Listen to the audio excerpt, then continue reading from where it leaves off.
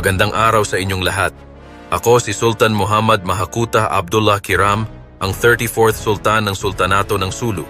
Ipinanganak ako bilang panganay na anak ni Sultan Muhammad Ismail Kiram I. Noong May 24, 1974, ako ay kinilala at kinoronahan ako bilang sultan.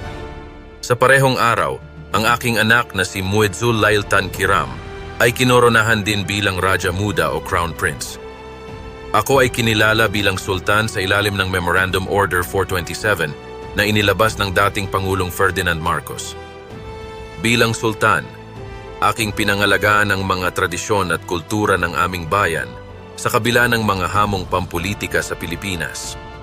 Ang aking pamumuno ay naganap sa panahon ng mga pagbabago at kaguluhan, ngunit patuloy kong pinanatili ang pagkakaisa at kapayapaan sa aming komunidad. Nang ako'y pumanaw noong 1986, iniwan ko ang aking anak bilang tagapagmana ng trono.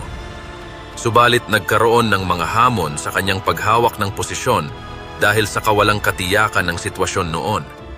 Sa ngayon, ang Sultanato ng Sulu ay patuloy na mahalagang bahagi ng kasaysayan at kultura ng Pilipinas. Umaasa ako na ang aming mga tradisyon ay mananatiling buhay sa puso ng mga tao. Maraming salamat sa inyong panunood. Thank you for watching. Stay curious, stay informed,